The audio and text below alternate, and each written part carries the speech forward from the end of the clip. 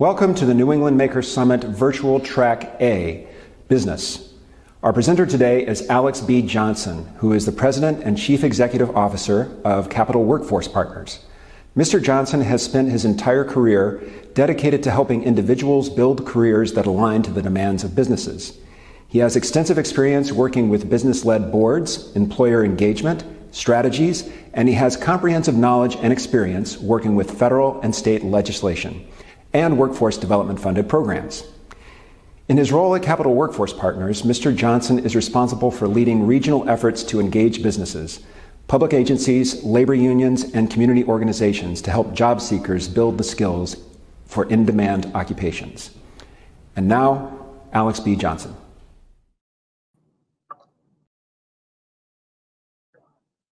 Good afternoon, and thank you for that introduction. Again, it's my privilege and honor to be, here this afternoon to speak to the issue of blue-collar business and entrepreneurship, the future of work. And I really would like to thank the Makerspace organization for really hosting this summit this afternoon. I believe it's a real critical issue for the moment in time that we're in. And really, as we look at this, to really think of the future of work and how the future of work is at our doorstep. So again, I'm thankful that the Makerspace organization has made this commitment to this session. And I'd like to just kind of provide you with a lot of information in terms of our thinking and our reactions to where we are in this place. I'd like to start my presentation by really just going through a couple of things. First, I'd like to really brief you all on the Capital Workforce Partners in terms of what it is and who we are. I'm so often asked the question, what is Capital Workforce Partners? Who are you and what do you do? So I do want to take a few moments this afternoon to give you, the listeners, the overview of who we are and what we do. Secondly, I think to ground this conversation, I did want to look at and speak to briefly, the impact of COVID and the impact of COVID both on our economy as well as the populations and the individuals who have been affected by this particular crisis. And third, I want to also begin to elevate the conversation around how are we beginning to prepare the new-collar businesses, new-collar entrepreneurs, and how are we really going to move ourselves forward to really create a competitive workforce for this increasingly challenging climate and environment that we're currently operating in. So let me speak about Capital Workforce Partners. Capital Workforce Partners is the Regional Workforce Development Board. We are one of 5 workforce boards within the state of Connecticut. Our mission is to leverage public and private resources to produce skilled workers for a competitive economy. The vision of Capital Workforce Partners is to be a go-to organization that drives closing the skills gap. As a workforce development board for the North Central region, we provide support to 37 towns and municipalities within the North Central region or the capital area region within the state of Connecticut. As a workforce development board, we are created by and resourced by federal legislation referred to as the Workforce Innovation and Opportunity Act, which provides streams of funding to us to provide supports for adults, particularly adults who have barriers to employment, young people, particularly opportunity youth, those young people who are out of school and out of work, ages 18 to 24, and dislocated workers. And dislocated workers are those who have been affected by this COVID recession. And at the same time, we also receive other grant funding. We receive funding from the state of Connecticut to support the Jobs First Employment Services Program under TANF. We also have a variety of programs for young people, special populations, second chance individuals, individuals with disabilities, and other targeted populations. So as we begin to build systems and strategies to really ensure that our workforce is prepared and competitive for the skill demands that employers demand that its workforce have. We also, as an organization, support a number of premier workforce partnerships, particularly, and I will speak to these later in the presentation, the Capital Area Pipeline Partnership, We also support the Hartford Opportunity Youth Collaborative, as well as the Hartford Work-Based Learning Network. And I will go into a little bit more detail on those. And then key to our organizational structure is Capital Workforce Partners is also the manager of the regional America's Job Centers in our area. We have 7 America's Job Centers. We have 2 in Hartford, 1 in New Britain, 1 in Manchester. We've also strategically located ourselves in partnerships with the Community College of Tunsis, is Nantucket, and we are also co-located with Goodwin University, as well as having a satellite site within the Hartford Public Library. So we've organized these sites strategically to provide easy and convenient access points for individuals to come into our centers and receive our services. What is the America's Job Center system? In summary, it's a system that provides a full range of assistance to job seekers and employers under one roof. And we really organize ourselves with our partner organizations, the Department of Labor, the Department of Rehabilitation Services, and other key organizations so that we can have one focal point or one access point for individuals to receive the full array of supports that they need, to understand their skills or their skill limitations, to get career counseling, to get some preparation for work, get some skill training, and eventual placement into employment. And we also provide similar supports to businesses through our business solutions consultants who work with industry to really be clear on what their needs are and how best to equip the individuals coming into our centers with the skills and assets that they need to be competitive, and not just for a job, but our goal is to place individuals in good jobs that provide opportunities for careers and opportunities for self-sufficiency. I would note in this COVID environment, our America's Job Centers have transitioned, and I would say transitioned smoothly and successfully to a virtual service model, and whereby we are providing all of the services that I've mentioned with virtual platforms. So our customers, whether it's a job seeker or business customer, will have the same level of access to our system virtually as they would have prior to COVID by coming into the centers that I've just mentioned. And I wanted to just kind of give a quick overview of just the high school level or the educational level of individuals coming into our centers. And it's important for us to keep track of the customers who are coming into our centers. And I wanted to put this slide here because, as you'll note, the majority of the individual customers that are coming into our centers are high school graduates. And again, I'll speak to why that's important, but it really recognizes that our educational systems are very good and strong in terms of ensuring that individuals within the secondary system are prepared for smooth transition to college. But those individuals who don't fit in that mold, we don't have clear pathways for those individuals, and they in turn end up at our doorsteps. And again, as I talk to those customers, they quickly remind me that the types of services and supports we provide in our centers, they wish they could have received while they were in high school. And I think it's an important point to note as I go further into this presentation.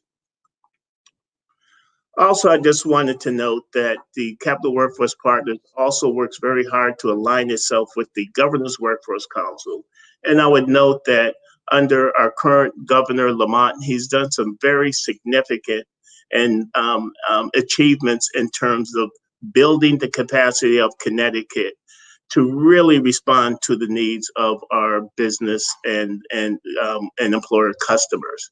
And a key to what our governor has done, he's done a couple of things I just want to quickly note for those who who aren't really living in this space and in these processes. The governor created the Governor's Workforce Council, and it's a council of high-level business individuals as well as leaders within government and key stakeholders within education, community organizations, and others to really come together to fashion a strategic plan in terms of how this state is going to rapidly and aggressively respond to the challenges that we have before us in terms of meeting the demands of key businesses who really need our support in order to stay competitive in this rapidly competitive economy. And in doing so, he appointed a very phenomenal individual, Garrett Moran, to lead that council. And Garrett has been phenomenal in leading this effort to the goal of achieving a strategic plan for that council in rapid time. And they recently adopted a plan. And I'd also say one other structural piece that the governor did. The governor also created the Office of Workforce Strategies. And he's located that office within the Department of Economic and Community Development. And what's key to that is that's the recognition that workforce development and economic development need to be hand in hand, as I would say, and hand in glove kind of relationship. Because if we're going to really stimulate the economy and if economic development is going to be successful, we also have to have a successful workforce development and education system to ensure that employers have access to talent that they desperately need. Within the governor's plan, there are a couple of areas of commonality that Capital Workforce Partners in this governor's plan has, and I just wanted to note just a few of those. First and foremost, it speaks to accountability and coordination among work-based learning stakeholders, because we understand that work-based learning as a tool and as a strategy to build the workforce, to build our new collar workforce, to respond to the future of work, that we need to have these kinds of strategies to help ensure that our job seekers have the education and understand that they need to be competitive. It also speaks to expanding skill-based training and skills-based hiring practices. And that will speak more to how we believe, we are operationalizing these strategies. It also speaks to equitable access to educational and employment opportunities. And also key is the development and expansion of regional industry sector partnerships. We're looking at a national model called Next Gen Partnerships, and I'll speak quickly to that later on in this presentation. But I just wanted to note that there is clear alignment between the direction of our state and our direction of Capital Workforce Partners working in parallel to ensure that we are meeting the demands of our business community to ensure that they remain successful and competitive. As I mentioned earlier, Capital Workforce Partners supports a number of premier partnerships. And I would also note that we have the Capital Area Pipeline Partnership, and it's a partnership of partnerships and partners.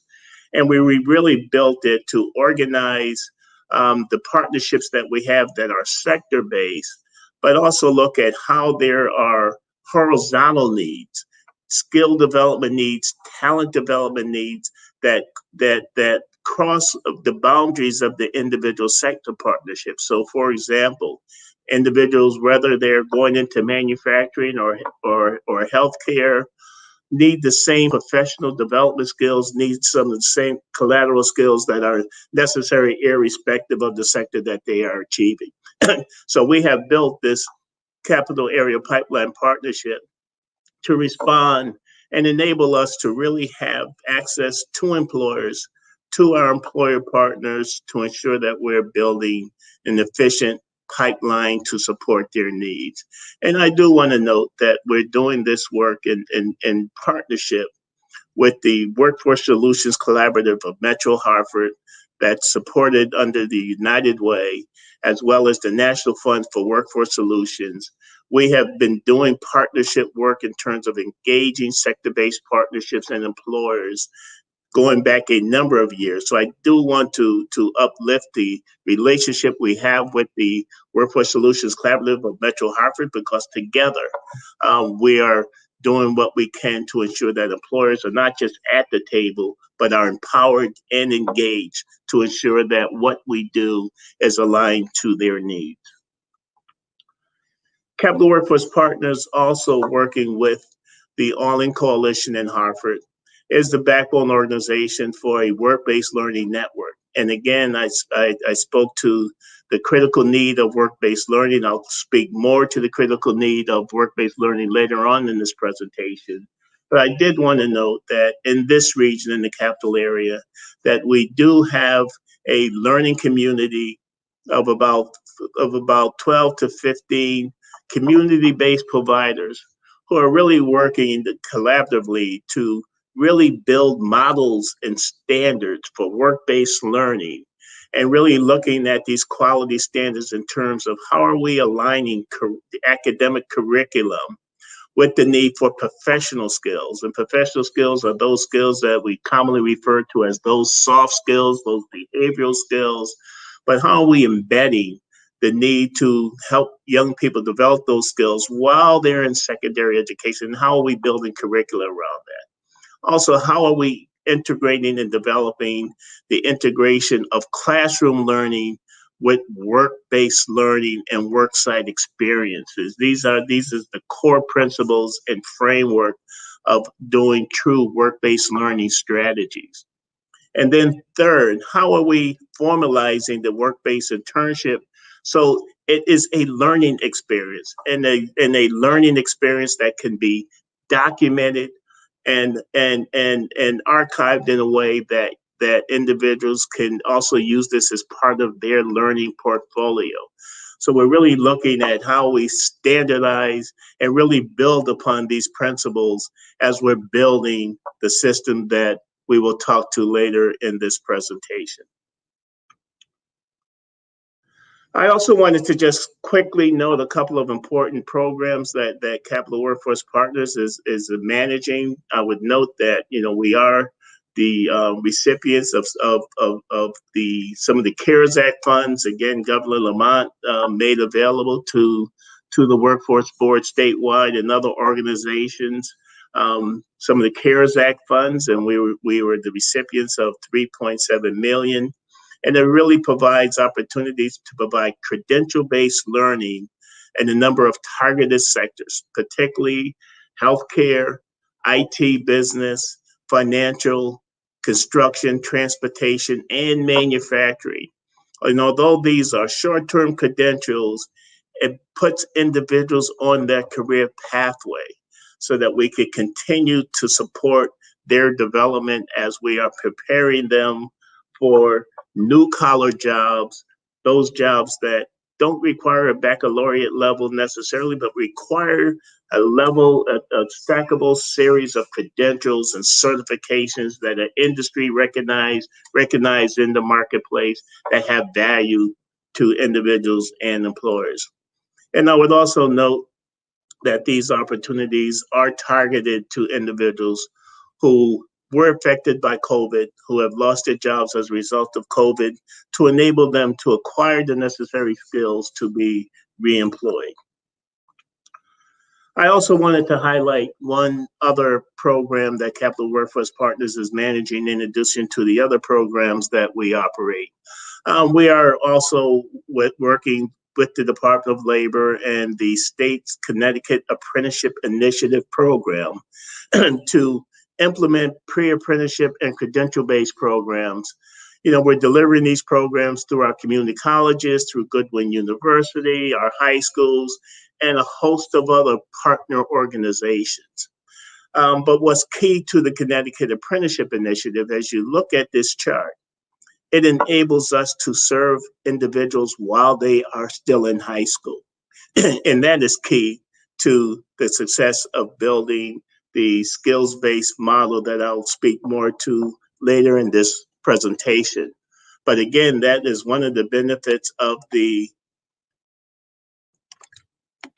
Connecticut Apprenticeship Initiative. It required that 1/3 of the resources go to individuals while they're in high school and enable dual track learning where individuals are continuing to receive their academic instruction and at the same time introducing them to a variety of other pathways to ensure that individuals are successful upon graduation as they matriculate into further education and work. And I just also note that the Connecticut Apprenticeship Initiative, was passed at a $50 million bond authority level. There's still $35 million of bond authority remaining. And I do think it's an opportunity for our state to continue to move this work forward as we look to meet the needs of employers. So that is a quick overview of what's going on in Capital Workforce Partners. I do want to take a few moments, as I mentioned earlier, to really just kind of, look at the impact of COVID, both on the marketplace and its effect on individuals. As we all know, those hardest hit sectors was retail, healthcare, social assistance, accommodations, and food service. Arts, entertainment, recreation were also affected. Food service has been affected, and those sectors of our economy have not returned. But where we see promise and where we see opportunity is in our manufacturing sector, in our IT, healthcare sectors, our financial services, in our transportation, distribution, and logistics sectors. They're all poised for growth. And we have to be ready to seize this growth as companies are working their way out of this economic downturn. But I do want to note, as we're looking at this opportunity, that COVID, has accelerated the technology-based trends, including virtual service delivery, automation, machine learning, artificial intelligence. So as we're looking at these opportunities, we also have to be mindful and thoughtful that there has been a significant and substantial infusion of technology-based supports in the workplace that's changing the nature of work and therefore changing the skill needs of individuals that employers need in order to ensure their success as employees of the organization. So I think that's a key point that we will talk through as I continue through this presentation. Also, as you look at the effect on people, lowest wage earners were the most affected. As we look at those who are collecting unemployment insurance. Of key note are individuals who earn less than $35,000 a year. They comprise 64% of those who are currently collecting or did apply for unemployment insurance in this state. And those making $75,000 or less are 90% of the claimants. Also, in addition to that, those who had the least amount of education, high school diploma holders, were the most overrepresented group among the unemployment claims, followed by those with some college. So it's clear that vulnerable populations, those who are trying to find their way in this economy, were the most affected. But again, it provides us an opportunity to build systems to support their credentialing needs, their training needs, and respond to the opportunities that our key sectors are going to provide to us as we move ourselves out of this economic downturn. So this is a chart that really recognizes what I've just kind of noted. As you'll note, those who were affected the most at the bottom line are less than $20,000, and you see substantial numbers of individuals, followed by those between 20 and 35 and further on. So this is just another illustration of what I noted earlier. This is just another chart to illustrate what I mentioned earlier. When you look at the impact on claimants, 54.5% of claimants have a high school diploma or less. So that's key in terms of the challenges that are before us. It also recognizes that, we need to continue to be thoughtful and mindful of how we are structuring and resourcing our adult ed infrastructure in this state.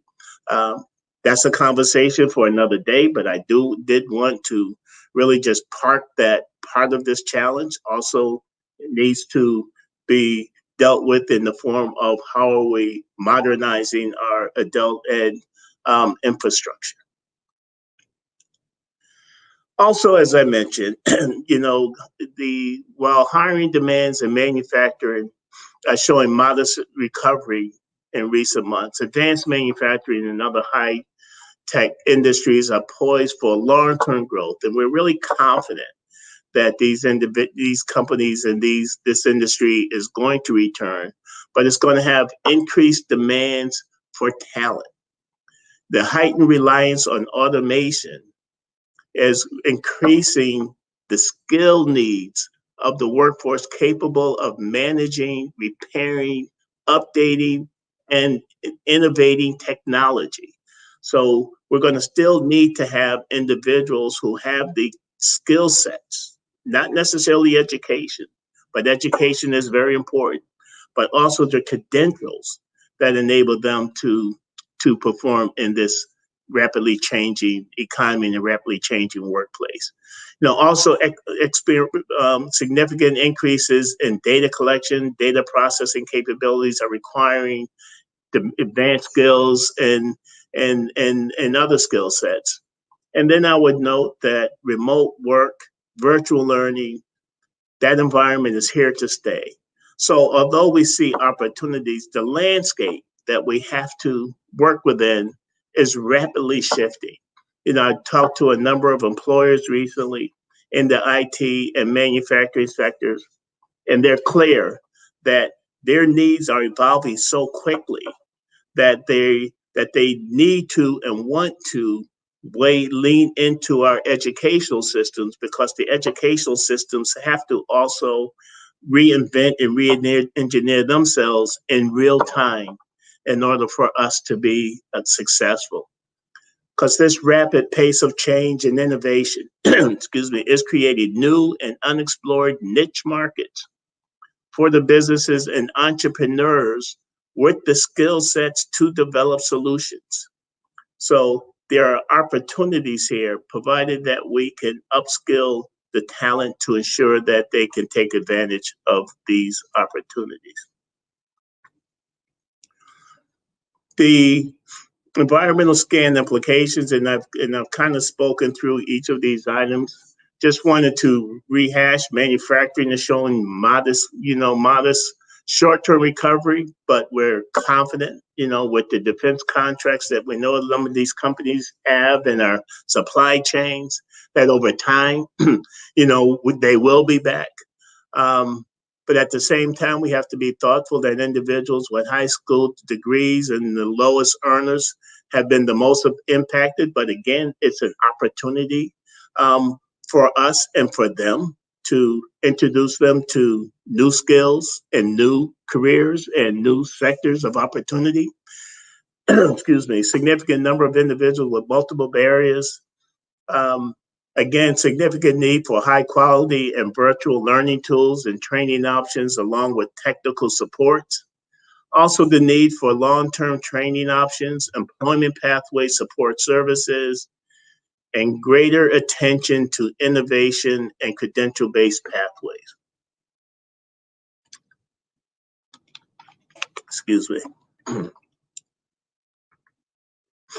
So as we look at this, what are some of the best practices? The commonalities of what we need to strive for are just noted here. We need to ensure that we have specific opportunities that demonstrate business hiring needs. We need to have sectorial strategies. We need to have validated credential-based attainment and certification strategies. We need to ensure that the training is accessible and affordable to individuals. It needs to be delivered through a partnership framework and it needs to be organized within a career pathway structure, but leveraging work-based learning opportunities. So let's talk about what that really looks like in operation. I just wanted to look at, the notion of new collar jobs. And there's a note from IBM that really describes new collar jobs. They're new collar jobs. We used to refer to them as middle skill jobs.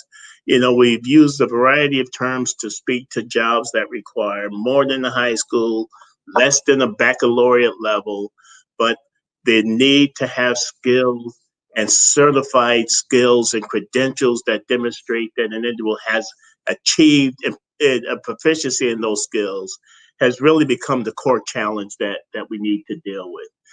So it speaks to the role of the technology industry as fastly growing in the fields, cyberspace, cloud computing, and other kinds of demands. But what they require are the right mix of in-demand skills. If we're able to meet this skills challenge, individuals will have opportunities for living wage, and it will further provide opportunities for those who have been affected by the COVID environment. And the training initiatives that prioritize rapid cycle competency-based institutional models are bridging the gap between individuals seeking jobs or self-employment and the most critical in-demand skill set. So again, this is just a formula for how we move forward to seize this opportunity. As we look at some of the challenges, I noted that this is the definition defining the skills gap, but really what I wanted to really just note in this particular slide is, we do have to work with employers who, still are built around the degree-oriented structure, whereby, and we understand that some positions do require advanced level degrees, but at the same time, other positions can be effectively supported with individuals who may not necessarily have the degree at the moment of hiring, but have the necessary skills to be successful. So I just noted this notion of degree inflation where a baccalaureate degree has become the gate to far too many opportunities. But at the same time, I will note that as I speak to employers, they're also coming to grips with this notion. And they're really looking at skills-based hiring strategies. But again, it's not universal. So we do need to think about how we really begin to build models of skills-based hiring that recognize the skills and attributes and not just the ability of an individual to have been able to afford a 4-year education. The skills of the future, as I've mentioned, traditional sectors are undergoing tremendous and accelerated change. And it's boggling at how quick this change is happening. We're looking at in manufacturing 4.0, we're looking at artificial intelligence, we're looking at automation, we're looking at the need for individuals to work in companionship and in teams with machines. But it's not an either or. It's really just a need for individuals to have the necessary skills. And there was a report that noted that automation is not necessarily displacing workers. It's just changing the face of work and changing the needs for the types of workers that industry needs. Also recognizing that the new collar jobs lend themselves to rapid cycle competency-based training. It has to be real time. And it really speaks to the need for lifelong learning as a career objective. And it also speaks to aligning various career opportunities. I wanted to just speak to this notion of skills-based hiring and credentialing as a core model and a core framework for us to move forward to meet the needs of businesses and at the same time give individuals the skills to also become entrepreneurs. Skills-based hiring entails a hiring practice that prioritizes job seeker skills and occupational competencies. But key to this is the notion that employers provide the clarity to both the job seeker and educators around what those needs are and how best individuals can acquire them. And it also speaks to the need to have greater transparency around those skills. The more we can embrace a skills-based hiring and credentialing strategy to build our workforce and meet our employer needs, the more we're going to be able to create that pipeline and that pool of workers who have the credentials, who have the skills, and can meet employer demands as those demands surface. And at the same time, it builds a structure where industry recognized stackable credentials are the standard that we are looking at. And it also, as we think about this in the context of apprenticeship opportunities, it also becomes an alternative pathway to a four-year education. So it's not necessarily an either or proposition. So we have to think about how we build multiple pathways and not create either or kinds of opportunities and choices for the individuals that we support. This is just another model that also speaks to how the skills-based model can also facilitate entrepreneurship, because it does allow and facilitate the need for individuals to have credentials, to find solutions, and create opportunities to continue to develop themselves, to work for themselves, or to work for others. But it is a core opportunity. Career pathways for the new collar workforce. So we are getting some of this work done. And I just wanted to just quickly note that, this is not new to us in the workforce development space, but it is different. And we have to be thoughtful and disciplined around how we move in this direction. The credential-based training is available for IT and other manufacturers. And I do want to, as part of this, just lift up the work that Makerspace Connecticut is doing, whether it's digital badging for advanced manufacturing, and lifting up the fact that Makerspace as an organization is able to rapidly, in real time, develop and bring programs online. And this is the standard that all successful training providers is going to need to establish in order for them to be successful in this space. We have to be able to, in real time, define the skills that employers need, build the curriculum, and bring the programs online. Also, just wanted to speak to a number of other learning opportunities. There's the metrics learning, there's 180 skills, there are a number of platforms that are available. So it's not like we are reinventing the wheel here, but we do have to add a lot more spokes. And as we look at, skills-based career pathways, again, this just speaks to more of the value of really embracing that kind of model. So I won't labor on this particular slide because I do want to allow for some time for some Q&A. But I do want to accent the need for work-based learning, because if we're going to have a true skills-based hiring strategy, important to having a skills-based learning strategy is having a viable work-based learning component. To me, it's the underpinning of a system that needs to survive. And work-based learning, as I've mentioned, it provides in educational instruction, it prepares individuals for jobs, for self-employment, it augments classroom, virtual instruction to develop skills that individuals can sell, skills that have value in the marketplace.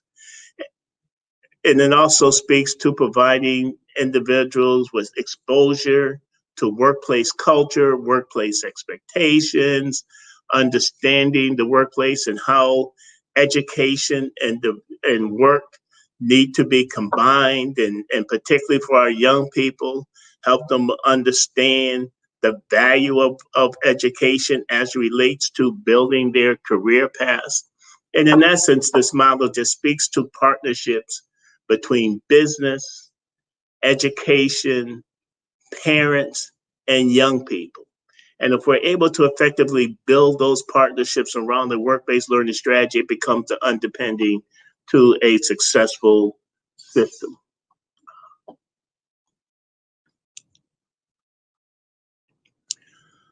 I put on this slide, what I believe are the six necessary success elements. And I've spoken to a lot of these, but again, it speaks to building sector strategies, aligning and augmenting technical instruction with learning in the workplace, ensuring that we are clear on foundational skills that cut across sector, that we identify the essential critical skills by industry, that we provide other supports to individuals, and that we embed continuous feedback loops between industry and training providers so that we are in real time validating and updating curriculum as the needs in the workplace are evolving at a record pace. But in order to do this, as I mentioned, we have the necessary tools. But key to the success of our efforts is our engagement with the business community. It's important where we now have, largely one-on-one kind of siloed interaction, and where really it's not structured, it's not institutionalized, but the solution is how are we looking at sector-based partnerships. As I mentioned, we're doing a lot of that space in the capital region in partnership with our Workforce Solutions Collaborative and others. But how are we building upon those partnerships and looking at next generation models as a way of advancing this work? And next generation sector partnerships is a organizing principle that in effect allows employers to be at the lead, at the front, enables employers to be empowered to set the agenda and really, pull their needs from the public workforce and education system. So they're pulling their support as opposed to where we are now, where we push our resources and services at them. It is a considerable rethinking of how we do our work. But again, I think it's important because if we're going to be successful, employer engagement and commitment and leadership is essential for the education workforce system to be successful. It also allows for the need for other identified sectors, and it becomes the tool to validate in-demand credentialing, and also enables us to build programs at scale. And in order to do this, we need business support, but we also need to do this in collaboration. The workforce system cannot afford to do this in silo. We don't have the resources, and no particular organization has all of the resources and wherewithal to do this. So we have to work with and through each other to really make a positive impact on where we are, to seize the opportunities that employers are providing to our job seekers, and seize these opportunities in a way to provide value to both constituent groups. And the workforce needs have increased substantially. Technology is changing, is rapidly changing the way we have to look at the marketplace, and we have to be responsive in real time. So I just wanted to kind of conclude, again, as I mentioned, we are working in alignment with the Governor's Workforce Council strategic plan. And I wanted to just pull out a part of that plan because it speaks to my value proposition as well. And it speaks to the value proposition that I represent through Capital Workforce Partners. Every Connecticut resident has access to a meaningful career pathway and the support needed to fulfill their career aspirations. And every business in Connecticut has access to a skilled workforce. This is an achievable goal. It's a laudable goal. Excuse me. But I do think that we have the pathway mapped out to get there. Excuse me.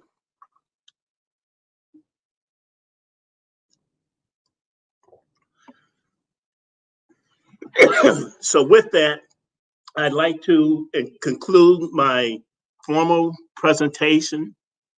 Again, I just wanted to thank the Makerspace organization for providing this forum and engage in this conversation.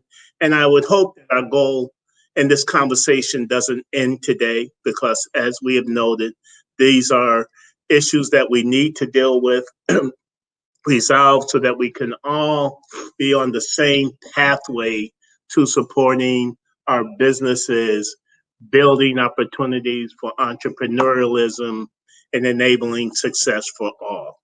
So thank you for your patience and your attendance as I've gone through this information.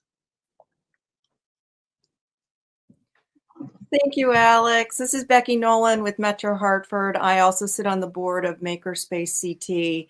And wow, what a great presentation. So much to think about, so many opportunities.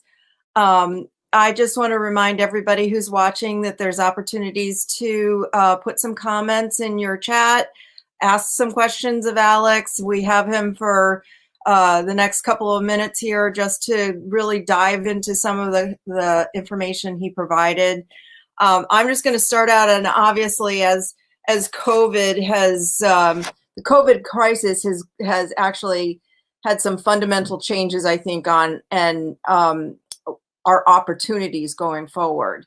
And I think what it is also showing to us is there's a change in demand for different type of worker. So where we were having more struggles on trying to figure out where do we help those that have challenges, disability challenges, mobility, the COVID has obviously opened up a new opportunity for so many people in workforce in the growth and path. Can you comment a little bit more about how you're extending now to those that have notoriously been unable to obtain work? Okay, and thanks for the question. And actually, Rebecca, it's nice to see you again. And you know, I think as I mentioned, and as we're looking at it, you know, COVID changed the landscape drastically, and what it is enabling us to do, and one of the good things that I see in this process, you know, we have been traditionally a center-based service organization. So our ability to connect with and support individuals has really been dependent on them coming to us. The COVID and our response to this challenge by going into virtual platforms, as now we're able to reach out to people and extend ourselves and our services to them, and they can receive our supports and services, you know, at their convenience, be it at home or wherever. So it's really transformed in a positive way, I would say, the way we can connect and engage our customers. And also at the same time, it's also requiring that we help them think differently about their place in the workforce. So we are really doing a lot more to help individuals build the skills, because, you know, some of us believe that, you know, this notion of work from home is just not a COVID thing. It's going to be the way we conduct business in the future. It's going to be the way the workplace looks in the future. So we want to make sure that they have the skills and the assets to understand this as a reality, number one, but also have the assets and the skills to be able to be competitive in this space. So we are really using this, you know, responding to a crisis, but looking at this crisis as an opportunity to reinvent, re-engineer, and at the same time get better at what we do. That's great. And I want to talk a little bit more about, you know, you're working with the HR folks who are in the recruitment of talent and, the skill-based hiring. It's not something that people are still adopting at a larger scale. I'd like to see more people realizing a 2 and 4 year degree is great, but the skill bases that, that we've built up are also opportunities for people to be employed. How are you talking with the recruiters that, when it's going to be a harder change for larger corporations to start saying, I'm not finding everybody on Indeed. So Right. how do you make them understand there's another opportunity to employ people? And I was thinking, Rebecca, it's been a healthy conversation, and, we've been having this conversation, particularly of recent with a number of IT companies, because we're doing a lot of work in the IT space. And I've had the opportunities to speak with representatives from IBM, Lockheed, a number of other companies, Emphasis and others. And as we talk about this idea, it's been a pleasant response that a lot of companies, because they're challenged to meet their needs, are already beginning to think in those terms. So there are pockets where companies are saying, if this person has this XYZ credential, I don't even need to know if they have a degree or not. So it's being so they're doing this in response to their critical hiring needs. But you're right, it's in pockets, but we have to make it part of the drinking water, so to speak. But I am encouraged as I talk to employers where I thought it was going to be, largely a dead-end conversation. They're very receptive. And more importantly, they've extended themselves to say, we also want to work with you so that you can shape the education and training systems so that there's a easy transition from education to work. Because they're also noting that even when they do hire individuals with baccalaureate level degrees, that in and of itself does not prepare people for work. It's a good gate to say they have the ability to learn, they have the the professional skills and the other kinds of skills, but they also see the need to train them as well. So I think as we're putting all this together, I think it's becoming a refreshing conversation. I'm really excited that this is something that's doable. Yeah, that's great. I that brings up a good question here then, as we're transitioning from those that are starting to enter the workforce to those that are exiting the workforce, the transition of those skills and how are we working as a state with professionals to make sure that those transferals of the critical knowledge that will leave when they're leaving, how are we going to make sure that there's a depth of knowledge before that exodus of those folks? Yeah, that's a good question, and I think it's really one of the key industry challenges that a company is facing in terms of particularly with COVID. A lot of people retired prematurely, because they just this environment, I need to stay home, those kinds of things. So a lot of people just opted out quickly before a number of companies could kind of put in those knowledge transfer mechanics so that they can effectively do that. So it is a struggle, and it's a struggle company by company. But I'd also note that in addition to the transfer of knowledge, there's also rapidly changing process within the companies as we speak. So although they're losing some of their institutional knowledge, they also need to retrain those same individuals for the need to upgrade their skills to respond to their production changes, their manufacturing process changes. And we're noting in manufacturing, for example, although we're not doing a lot of new hiring, there's a desperate need to train the existing workforce, to upskill them, to manufacturing 4.0 and other kinds of concepts, because companies now have to do more with less and for less. And the only way they're able to successfully compete in this marketplace is by upskilling their technology infrastructure.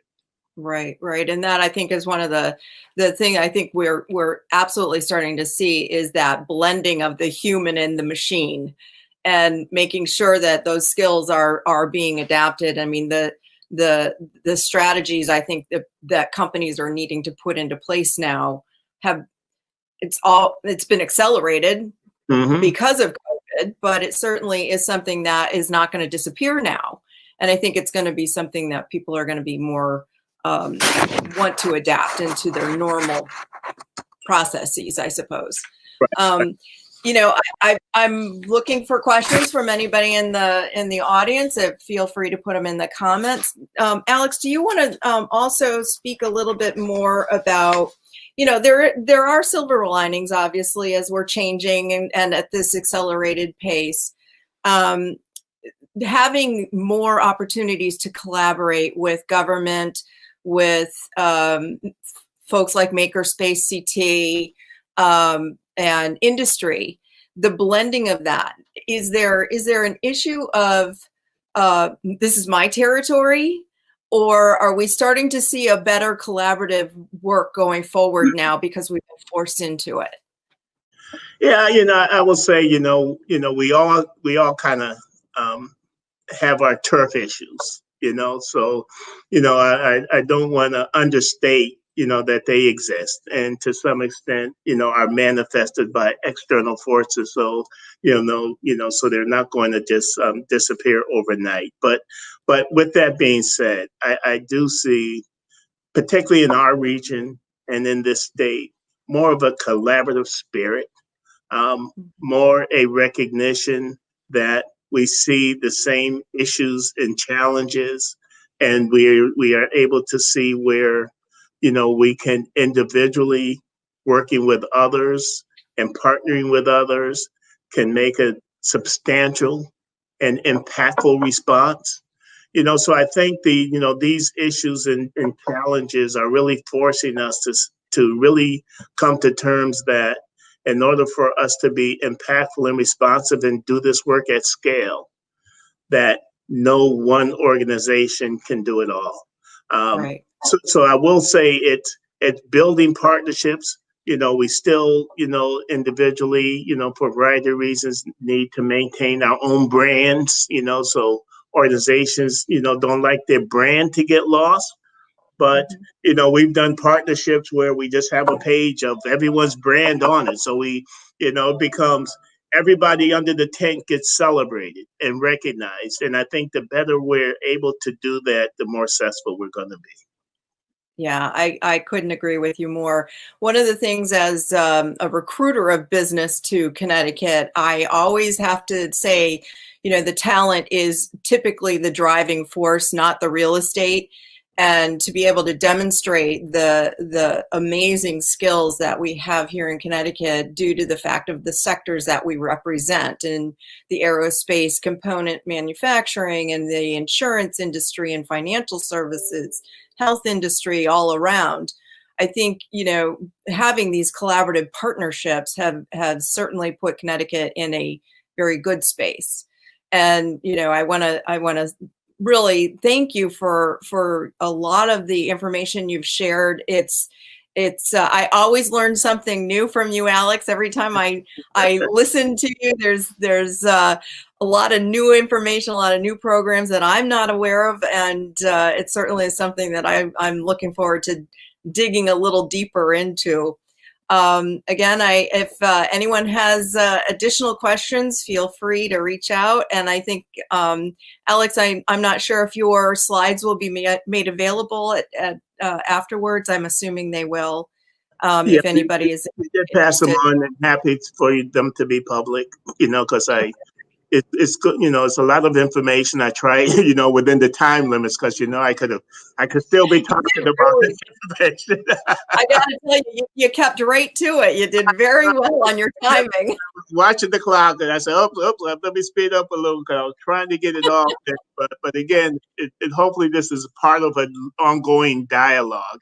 And I would also just note that, as we're excited about this space, and I mentioned it in my presentation, I'm also excited at the work and the structural work that the governor has done in terms of, creating at the state level with the, Governor's Workforce Council, the creation of the Office of Workforce Strategy, embedding it in DECD, so that there is clear recognition and understanding that workforce and economic development need to be a hand-in-glove relationship. So with that structure at the state level, it enables us all at the regional level to also be able to be more impactful, and it's really one of the, the first times in a while that the state is, other than legislation, has put forth a workforce and economic development strategic plan for this state. So it helps us, and it really kind of gives the kind of backbone that we need to really change the paradigm in terms of how we've traditionally done this work. So I'm really excited at where we are. And just see a wealth of opportunity.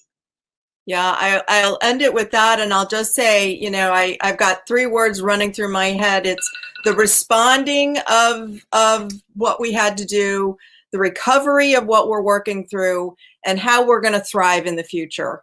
So I think this is all those pieces coming together, and it's exciting to have great partners like Capital Workforce Partner, and really appreciate it. So I'm going to just end our session and thank everybody, obviously, for joining us. The next segment is Deborah will come in, and she's going to introduce us to our next speakers. So thanks, Alex. All right. Thank you.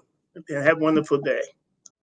Support for the New England Maker Summit provided by our innovation partner, Stanley Black & Decker.